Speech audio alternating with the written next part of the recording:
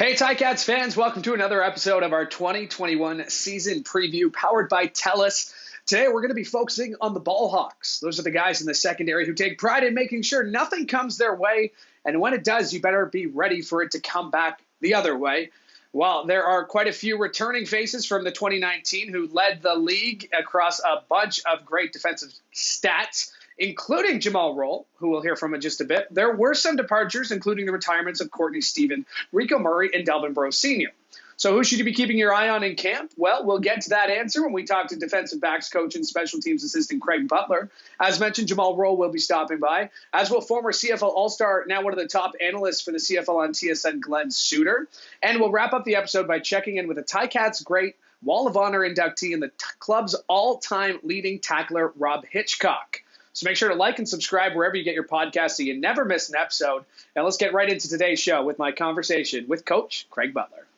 If we're talking about the ball hawks, the guys who are catching the ball, we better be talking to the defensive backs coach and special teams assistants. That's Coach Craig Butler.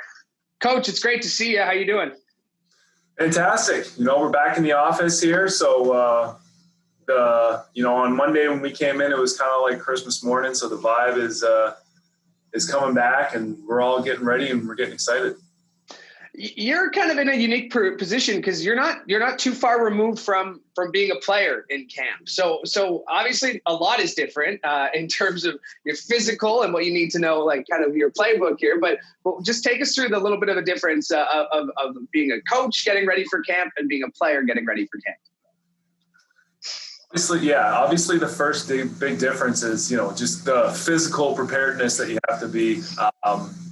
The 7 years of playing, this was kind of that time where you winded down as far as your physical training is, and you knew you were as set as you could be. I understood that, a lot of times training camp is when you kind of got in football shape, because there's not really anything you can do to replicate the amount of reps and the speed and the competition aspect, is always different when you're fighting for a job rather than just training. So physical, preparedness, obviously.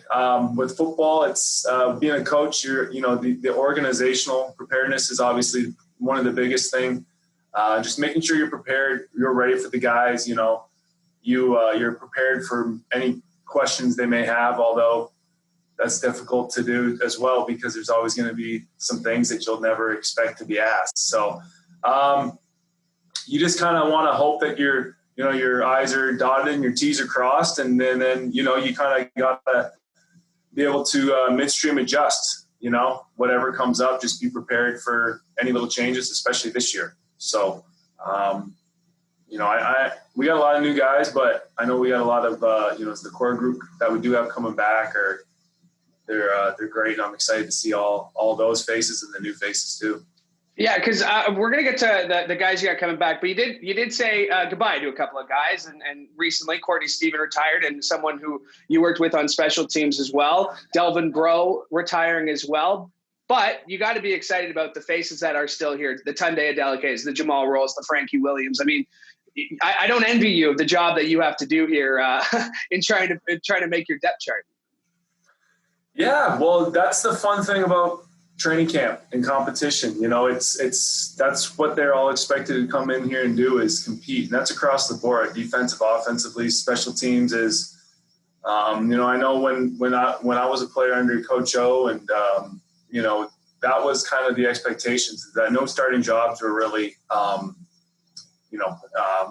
inked in. It was about when you showed up and you had to earn your spot. So, I hope that's something as a coaching staff that we can get the players to understand, is that everyone comes in here and all spots are open. And those guys that are coming back, we expect them to be leaders, and we expect them to, maybe on the first couple days, have an advantage over some new guys who have never seen the playbook or who have never played even the game up here. So, but that's something that, by day 3, by day 4, hopefully everybody else catches up. And then like I said, it's about competing and earning the spot. And that's why you love football.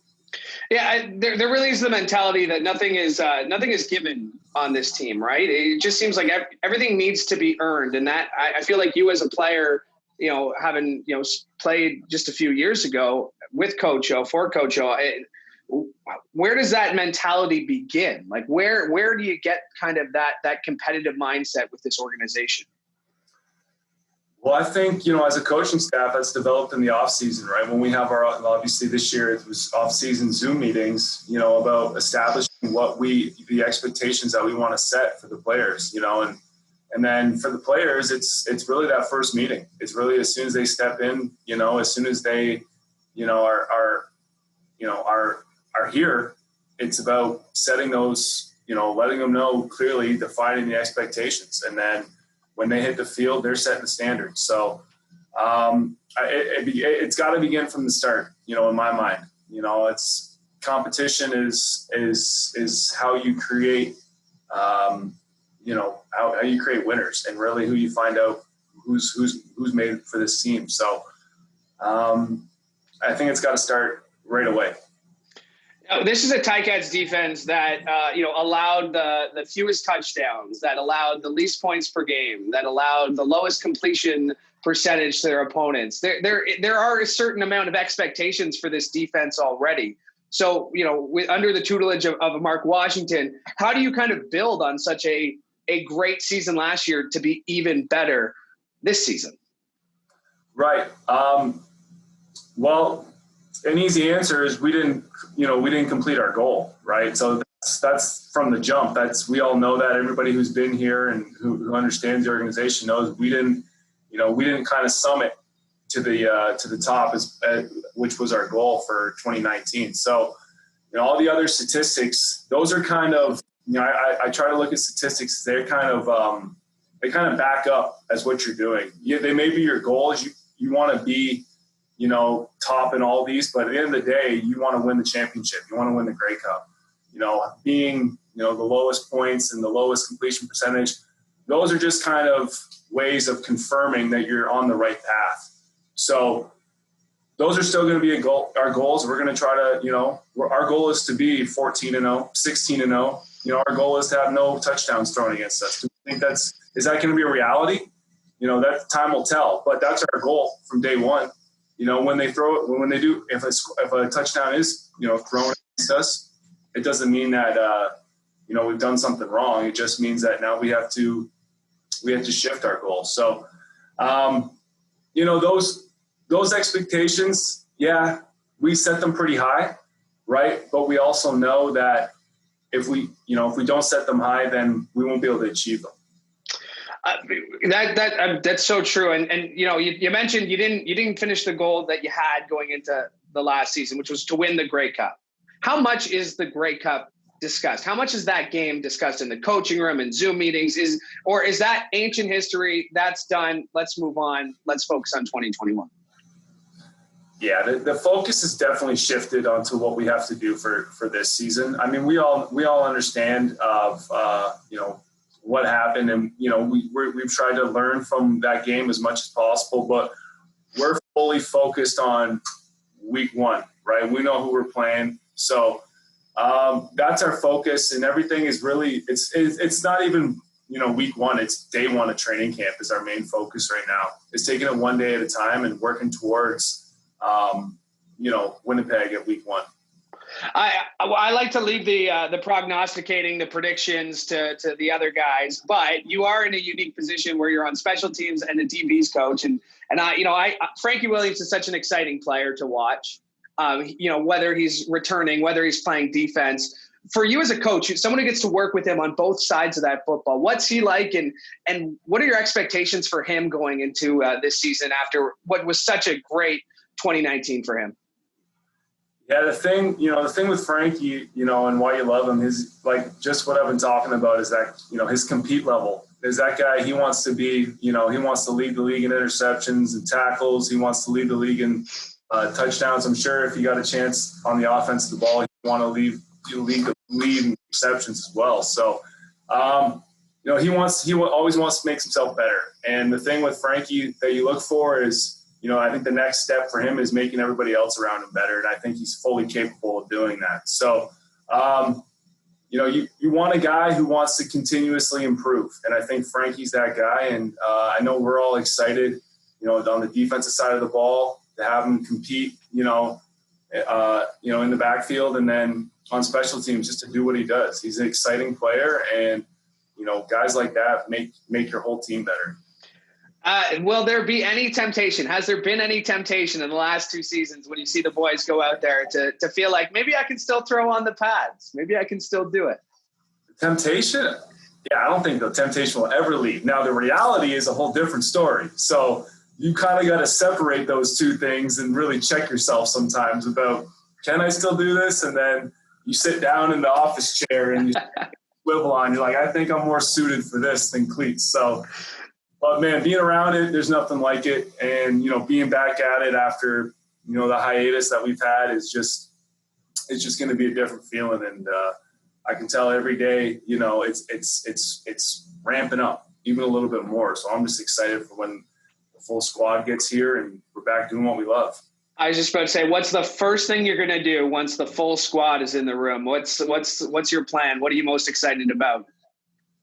Man, I don't know if I can. I'd hug them all if that was, if that's protocol. If it's not, then we'll do our best socially distanced high fives or, whatever we need to do. But it's really just expressing, the gratitude for, everything that everyone's gone through, and then them, showing up and being here and being all on the same page, because even before they've already committed. So that's humongous. And, them getting here is another step in the commitment process. And then, it's kind of the beginning, right? So, we're just seeing their faces is gonna be big.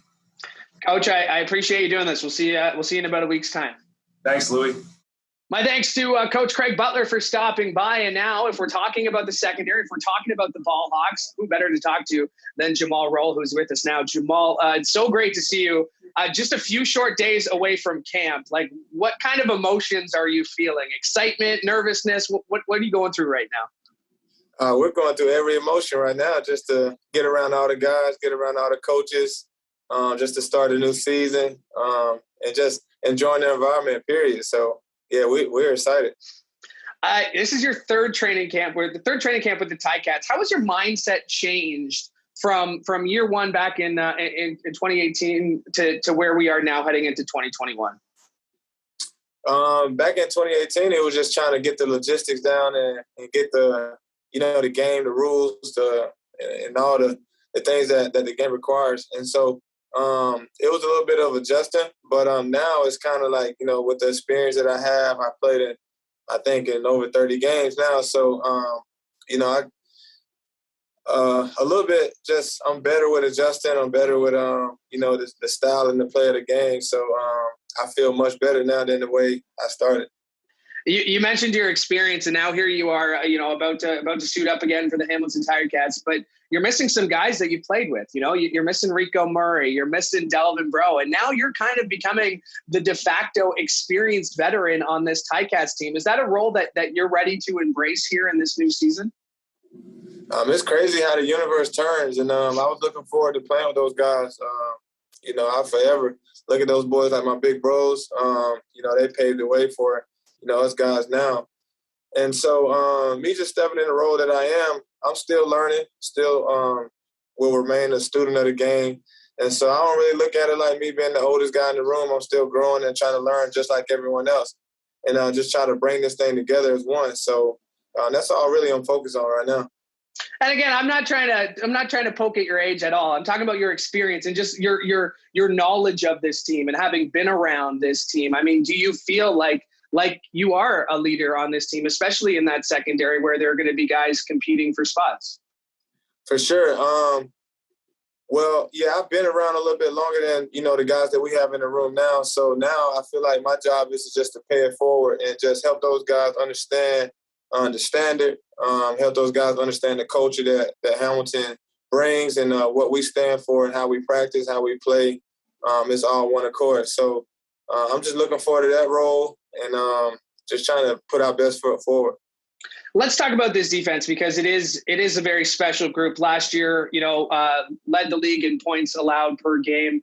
You held opponents to the lowest completion percentage. What is it about Mark Washington as the coach? What is it about Coach Butts here, this defensive group? What makes this group special?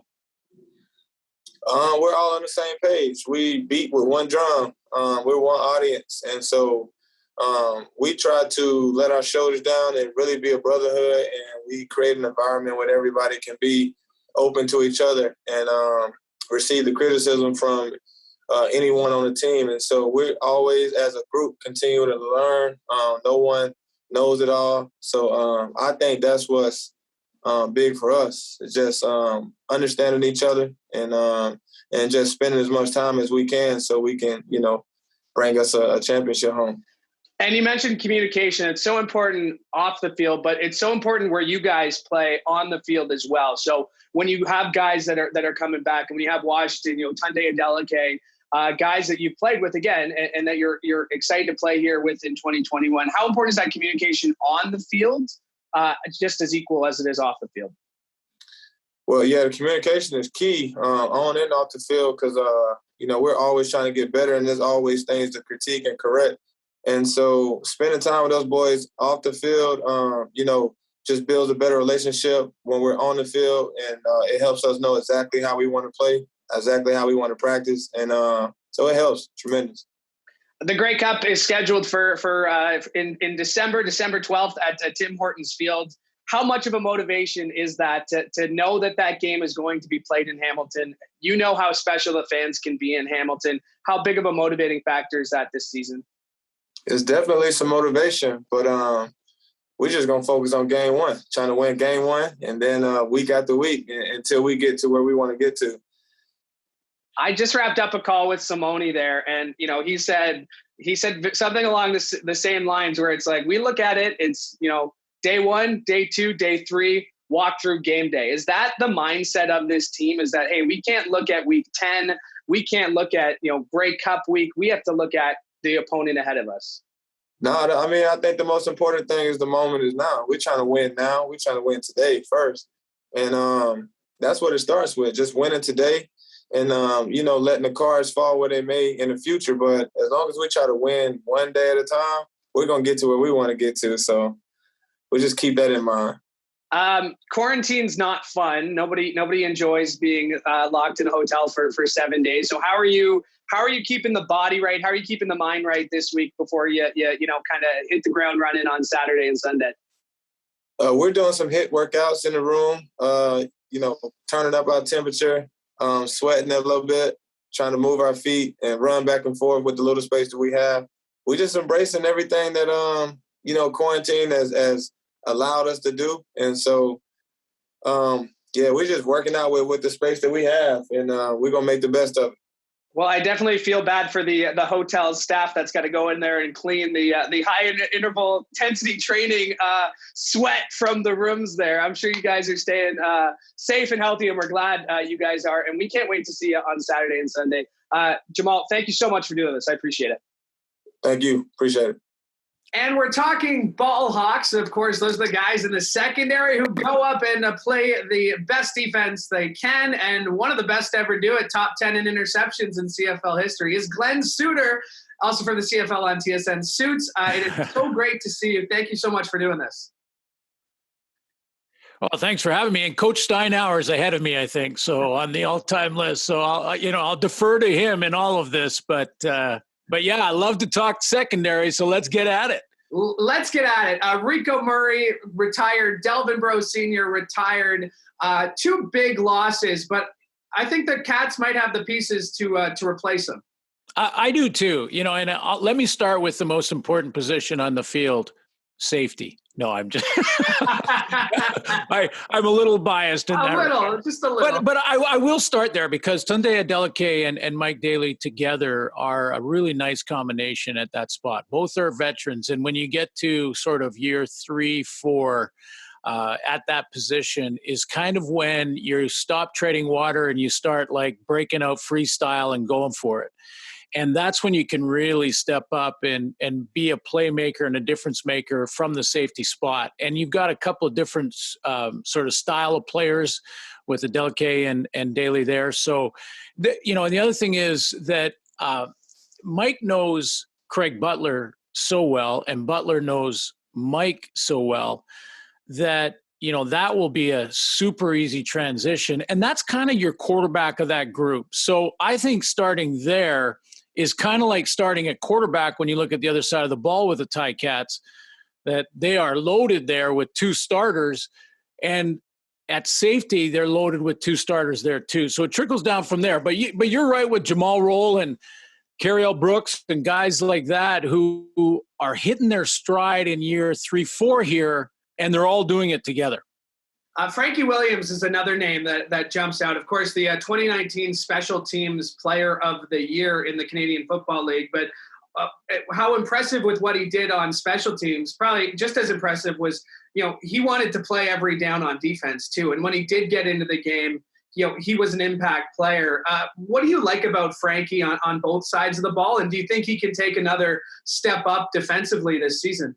Yeah, when you can return like Frankie Williams can return, you now have a guy that has that great ball sense, that can, great instincts when it comes to the football in the air. I mean, just tracking down punts, think of that and how difficult that can be when that wind's coming off the corner there at in Hamilton.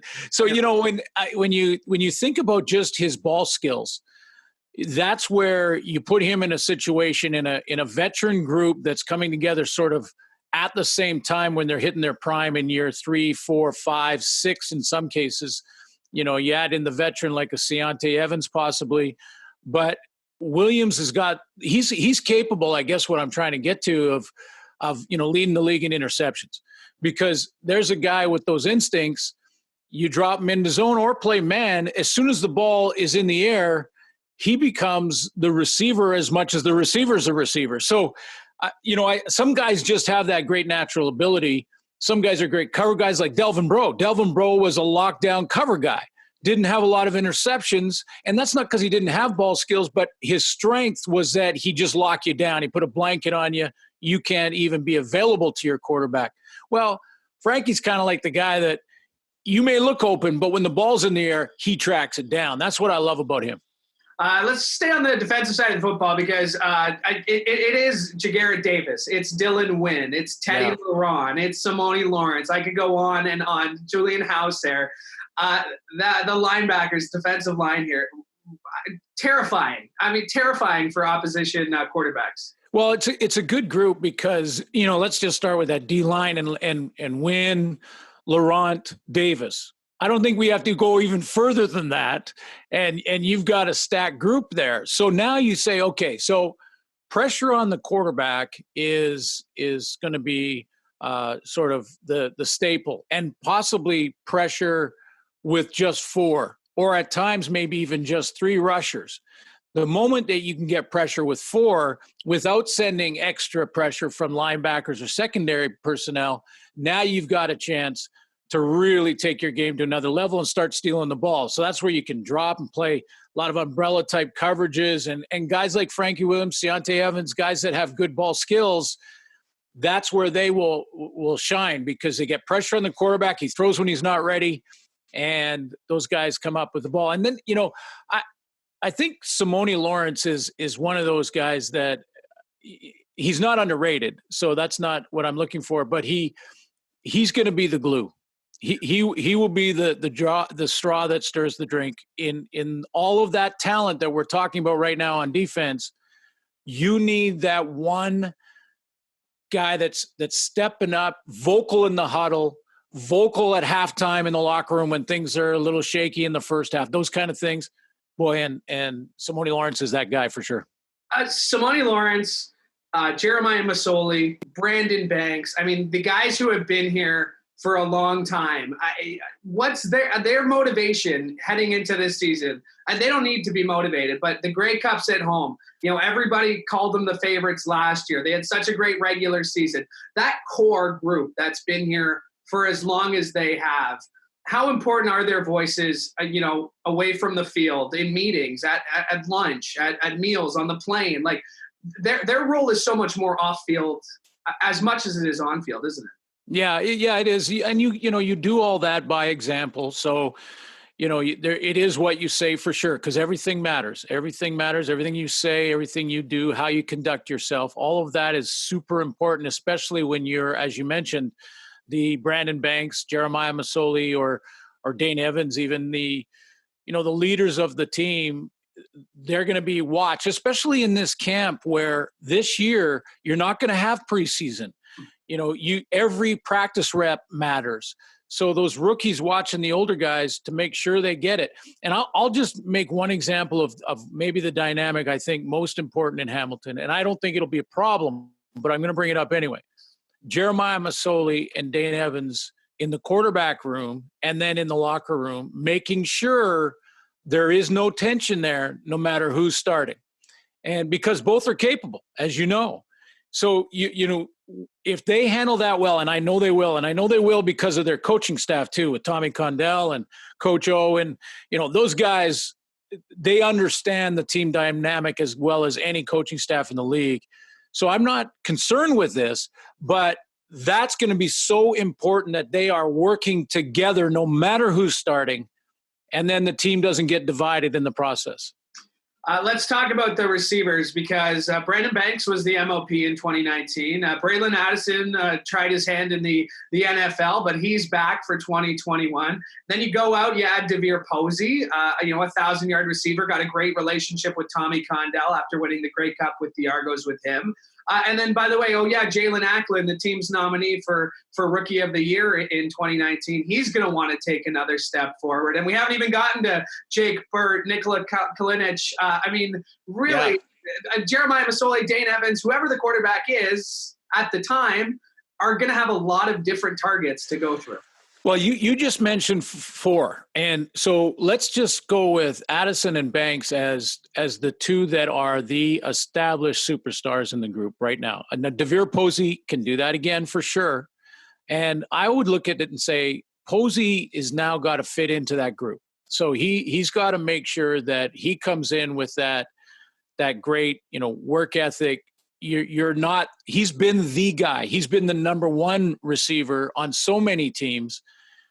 He's got to make sure that he earns that if he gets there again. But if not, he's okay with being number 3. And I've always said, if you have 2 really good receivers in the CFL in your group, you can make the playoffs. If you have 3, you can push in the playoffs and maybe get to the cup, maybe even win it. If you have 4, you're the best team in the league. And when you look at those numbers and you look at that personnel, they're right there. Now, injuries and all of that are always part of the picture. But going into camp, man, I like their group top to bottom, including O-line. Maybe there's a different type of receiver. And then when you want to go in that story, you go with Jake Burt. Yeah. And you say, how are they going to use him? So not only is this team stacked in talent, and again, I'd say this if it was Saskatchewan radio, because I truly believe it. Not only this team stacked in talent, great coaching staff, but they have a cool rookie story in Jake Burt and how they're going to use him coming out of camp and into that first game. I can't wait to see it. It could be a tight end. He could be a fullback. He could get outside and get in motion and go downhill and be a big type receiver like Ray Algard. Or Rocky DiPietro for Hamilton fans. There you go. Yeah. So, and lots of great storylines there. And then I was about to just wrap it up here we haven't even talked about Sean Thomas Erlington, who had such a great start to the 2019 season before he got hurt. And then they went out and they got Don Jackson, who, again, someone who's going to be motivated, got hurt in Calgary, but he's going to be 100% healthy. I mean, really, how do the Ticats manage expectations then at that point? Is Coach O just the perfect guy for that job to get them to tune out what everyone else is saying about them? Yeah, Shaq Johnson in Vancouver, the receiver, Canadian receiver. I think he's poised to be like a guy that could win the Canadian award in the season. I think Thomas Erlington is the same type of guy. We're starting to see different position, obviously, and all that, but we're starting to see just what he's capable of. And I think we're just scratching the surface. I really do. I think if he was going to get 12 carries to 20 carries a game, we'd see a perennial 100-yard per game running back. I think he can do it. I really do. And so I'm really cheering for him to get those opportunities. Having said that, to me, Don Jackson is a running back that runs angry. And when he runs angry and he goes after you, it can really set the tone for your offense. So again, like the safety position with Adeleke and Daly, you got two different style of players, both that'll bring a lot to the table in different ways. And it'll be a nice dynamic to watch, not to mention that, you can substitute possibly a Canadian there. So I do want to wrap this up by acknowledging our mutual friend. Of course, you know him very well, but our friend Chris Cuthbert calling the Stanley Cup Finals. Yeah. I know something that's been a goal of his. I know your partner in the booth for many years. Just a great guy, and I know you. I want to acknowledge it. I know that. Just want to get your thoughts on our boy Chris and what he's able to do right now. Yeah, I'm so happy for him, and all the great calls he's made, the Vancouver Olympics, and all the calls for Grey Cups that I've been able to be honored to stand beside him in the booth in those. I will say for people that don't know him real well that, what you see is what you get. You get that feeling when you're watching that he is just a great person, not only a great broadcaster, and that's certainly true. But here's another little tidbit. He works his butt off. He is researching constantly. I've never been on a plane with Chris Cuthbert where he didn't have his charts out and working on his charts. I mean, even if we had back-to-backers where I was trying to get some nap time, and here he is, and I'm looking back in the plane going, okay, if you're working, I've got to work. So I'm going to take my charts out. So, the guy, he has such great respect for the athlete on the ice or the field and loves the Canadian Football League. So that's a bonus. But just a hardworking, sincere, great broadcaster. So I'm real happy, and I'm loving Go Habs only because they're the Canadian entry, only because they're not my team, but because it's O Canada. Go Habs. Dude, thank you so much for doing this. It's always great to talk to you. It's great to see you. Can't wait to see you at Tim Hortons Field whenever that is. Yeah, say hi to all your other guests because you got a great lineup, and thanks, buddy. We'll talk soon. Hey, Ticats fans, and very pleased to be joined by a wall of honoree. Where is it? There it is. I got the flag, the towel here to prove it. Rob Hitchcock. Hitch, it's great to see you. Thank you so much for doing this. Thanks, Louie. Thanks for having me, buddy. Appreciate it. This time of year, you've been away from football for a couple of years now, but this time of year, do you still kind of get those butterflies, that energy, that hey, it's football season? Every year, end of May comes around because training camp for us started kind of end of May before. I think it's changed a little bit now, but as soon as May comes around, it's football season. And, I guess the last 13 years when I haven't been playing, I haven't had to work out in the off season, which is kind of nice, but it does. The butterflies come back a little bit and it's football coming around the corner. What's that first day of camp like? You'd been through a couple of them, but what's that first day? Picture yourself as a rookie. Go back a few years. What do you remember about that first day of camp? That was a long time ago, buddy. You know what? I remember it like it was yesterday. Don Southern was the head coach and brought me in. For me, being a Hamilton boy, playing out at Weber State, so I was gone for 4 years in the States, and then coming back and being drafted by Hamilton and knowing that I'm going to hopefully be a part of the team was a really cool feeling. So I was really, really nervous, being from Hamilton and then kind of representing the city and getting up there. We had a couple guys on the team as well from the area. I just remember, I had long hair. I grew at university, and it was probably about the 7th or 8th day into camp, and Coach Southern said, "Hey, Hitch, you're going to cut your hair." And I said, "No, Coach, I like my hair. I got grown it for 4 years." And he said, "No, you're going to cut your hair." And I didn't know at the time that he meant, "Hey, listen, you're going to make this team, so you need to cut your hair and look like a businessman." And so back then it was a little different. So I didn't get it until a couple of the veterans said, "Hey, man, you're going to cut your hair." And they ended up cutting it for me on the field, which is kind of cool, but it was a lot of fun. Yeah. The thing about camp is, it really is your chance to shine, right? Especially as a rookie. It's your opportunity. It's your opportunity to, for the first time, to compete as a Tiger Cat. What did that mean for you? Like you said, to grow up to grow up in Hamilton, to be drafted by the Ticats, but to actually compete for a spot on the team? What did that mean for you? Well, you know what, you work at it in university, whether you go in Canadian university system or the U.S., it doesn't really matter. It's football. And when you come up and you have an opportunity to be on a team, and you know, I remember coaches saying, you're here for a reason. So, you know, show your stuff. And you got to come out right away and, you know, not to a point where you're being cocky, but you just kind of come out and do your job and do the things that got you to where you were or to where you are.